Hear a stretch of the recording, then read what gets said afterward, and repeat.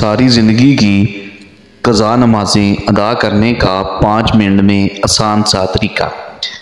اگر کسی کی بہت زیادہ نمازیں قضا ہو چکی ہوں اور اب وہ ان نمازوں کو پڑھنا چاہتا ہے تو اس کا انتہائی آسان طریقہ بتائیں گے، جو کہ ہمارے بڑے بڑے علماء اکرام نے۔ بسم اللہ الرحمن الرحیم۔ نماز ادا کرنے کی اہمیت و فضیلت کا اندازہ اس سے لگایا جا سکتا ہے کہ قرآن مجید میں تقریباً 700 مقامات پر نماز کا ذکر آیا ہے۔ درج ذیل حدیث مبارکہ میں نماز کی فضیلت بیان کی گئی ہے۔ بے شک جو لوگ ایمان لائیں اور انہوں نے نیک اعمال کیے اور نماز قائم رکھی اور زکوٰۃ دیتے رہے، ان کے لیے ان کے رب کے پاس ان کا اجر اور ان پر آخرت میں نہ کوئی خوف ہوگا اور نہ وہ رنجیدہ ہوں گے۔ حضرت عبادہ بن صامت رضی اللہ تعالی عنہ سے روایت ہے کہ انہوں نے رسول کریم صلی اللہ علیہ وآلہ وسلم کو یہ فرماتے ہوئے سنا، 5 نمازیں ہیں جن کو اللہ تعالیٰ نے اپنے بندوں فرض قرار دیا ہے۔ جس نے ان نمازوں کو بہترین وضو کے ساتھ ان کے مقررہ اوقات پر ادا کیا اور ان نمازوں کو رکوع، سجود اور کامل خشوع سے ادا کیا تو ایسے شخص سے اللہ تعالیٰ کا وعدہ ہے کہ اس کی مغفرت فرما دے گا، اور جس نے ایسا نہیں کیا یعنی نماز ہی نہ پڑھی یا نماز کو اچھی طرح نہ پڑھا تو ایسے شخص کے لیے اللہ تعالیٰ کا کوئی وعدہ اگر چاہیں تو اس کی مغفرت فرما دیں اور چاہے تو اس کو عذاب دیں۔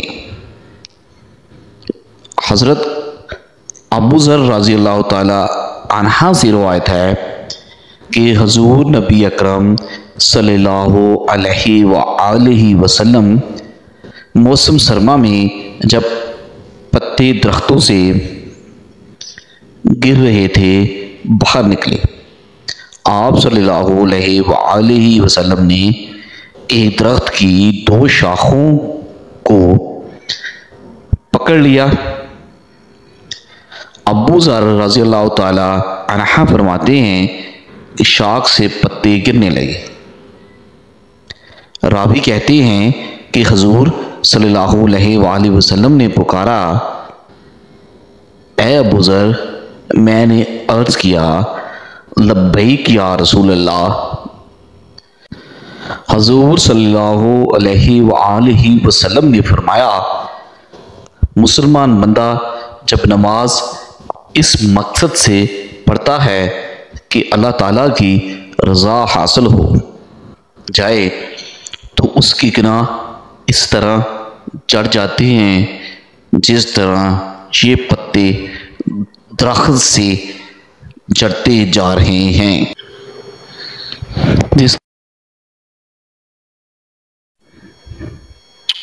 ناظرین، آج آپ کے سامنے نماز سے متعلق بہت اہم معلومات آپ کے سامنے پیش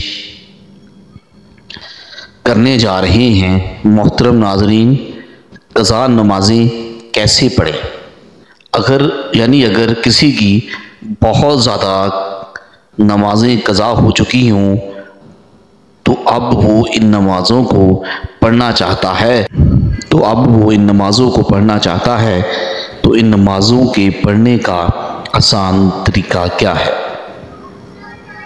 اس مسئلے کو دھیان سے سننے کی ضرورت ہے۔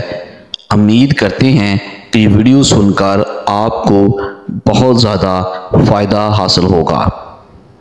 سب سے پہلے تو یہ جان لیجئے کہ جس نے کبھی بھی نماز نہ پڑھی ہو اب اسے توفیق نصیب ہو رہی ہے، اور اگر وہ ان قضا نمازوں کو پڑھنا چاہتا ہے تو جب سے وہ بالغ ہوا ہے اس وقت سے نماز کا حساب لگائے گا، اور جتنی نمازیں اس کی قضا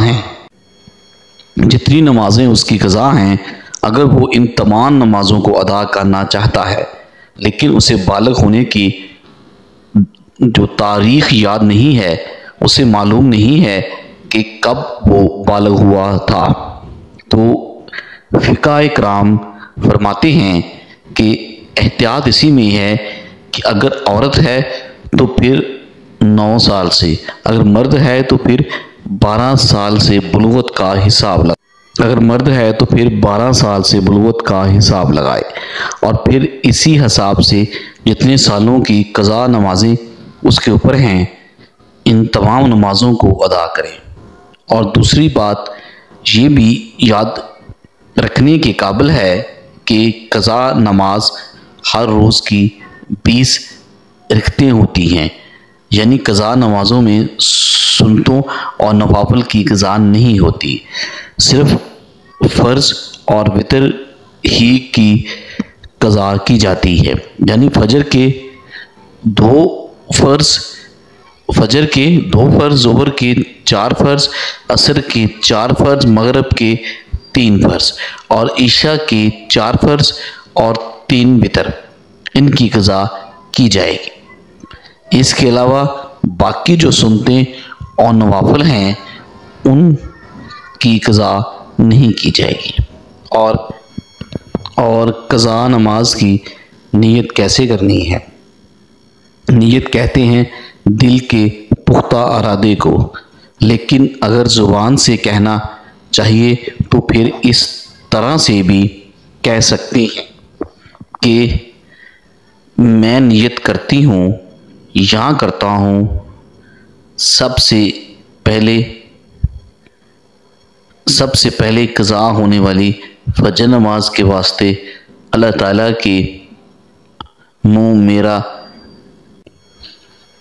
میرا خانہ کعبہ کی طرف اللہ اکبر، اور ایسے ہی ظہر کا کہیں گے، سب سے پہلے قضا ہونے والی عصر نماز کی، سب سے پہلے قضا ہونے والی مغرب کی، اور سب سے پہلے قضا ہونے والی عشاء نماز کی، اور سب سے پہلے قضا ہونے والے وتروں کی، یعنی جب بھی نیت کریں گے اس وقت یہی کہیں گے کہ سب سے پہلے جو قضا ہونے والی جو نماز ہم ادا کر لیتے ہیں وہ ہمارے سر سے اٹھ جاتی ہے، وہ ہمارے سر سے، اس سے ہم بری ذمہ ہو جاتی ہیں۔ اس کے بعد جو قضا ہونے والی نماز ہوتی ہے وہی ہماری سب سے پہلی قضا ہونے والی ہوتی ہے، کیونکہ جو پہلی ہماری قضا نماز تھی وہ تو ہم ادا کر چکے ہیں، اس سے بری الذمہ ہو چکے ہیں۔ اس کے بعد والی پھر ہماری سب سے پہلی قضا نماز کہلاتی ہے۔ اس طریقے سے ہم قضا نماز ادا کریں گے۔ تیسری بات یہ کہ اگر کسی کی کثیر نمازیں قضا ہو چکی ہیں، اب اس بارے میں فقہ کرام بیان کرتے ہیں کہ بہتر تو یہی ہے کہ جس طرح نماز پڑھی جاتی ہے اسی طرح مکمل نماز پڑھیں، لیکن اگر کسی کی بہت زیادہ نمازیں قضا ہو چکی ہیں تو اس کے لیے تخفیف ہے۔ تخفیف کیا ہے؟ سب سے پہلے تخفیف تو یہ ہے کہ رکوع میں رکوع میں 3 مرتبہ تسبیح پڑھی جاتی ہے، سبحانہ ربی العظیم، تو 3 مرتبہ کی جگہ 1 مرتبہ پڑھیں، لیکن یہ بات ذہن میں رکھیں کہ جب وہ اچھے طریقے سے رکوع میں پہنچ جائے تو تب ایک مرتبہ تسبیح پڑھنا بھی کافی ہوگا، اور تسبیح مکمل ہو جانے کے بعد سمع اللہ لمن حمدہ کہہ کر کھڑا ہو جائے۔ اسی طرح سجدے میں جو تسبیح پڑھی جاتی ہے، سجدے میں بھی کم از کم 3 مرتبہ تسبیح پڑھی جاتی ہے، تو سجدے میں بھی 3 مرتبہ کی جگہ 1 مرتبہ تسبیح پڑھ لیں تو یہ سجدہ ہو جائے گا۔ مطلب یہ کہ ہر رکوع اور سجدے میں صرف 1 مرتبہ تسبیح پڑھ لیں تو کافی ہوگی۔ ایک تو تخفیف یہ ہوئی۔ دوسری تو تخفیف، جس طرح 4 رکعت فرض نماز پڑھ رہا ہے، یعنی ظہر کے ہیں، عصر کے ہیں، یا عشاء کے ہیں، یا مغرب کے 3 فرض ہیں، ان میں یہ ہے کہ تیسری اور چوتھی رکعت میں سورۃ فاتحہ پڑھی جاتی ہے، لیکن اگر کسی کی بہت زیادہ نمازیں قضا ہو چکی ہیں تو اس میں یہ تخفیف ہے کہ سورۃ فاتحہ کی جگہ 3 مرتبہ سبحان اللہ پڑھ لیں، یعنی سبحان اللہ سبحان اللہ سبحان اللہ یہ پڑھ کر رکوع میں چلے جائیں۔ دوسری تخفیف یہ ہوگی، تیسری تخفیف یہ ہے کہ قعدہ آخر میں، یعنی جب نماز ختم ہو جائے تو پڑھتے ہیں، التحیات مکمل کرنے کے بعد درود پاک پڑھا جاتا ہے، اور درود پاک کے بعد دعا پڑھی جاتی ہے۔ اس میں یہ ہے کہ التحیات پڑھنے کے بعد درود پڑھنے کی جگہ صرف اتنا پڑھ لیں، یعنی اتنا درود پاک کے کلمات پڑھیں، اللہم صلی علی محمد یہ تیسری تخفیف ہے۔ اس کے بعد پھر سلام پھیر لیں، یعنی مکمل درود پاک۔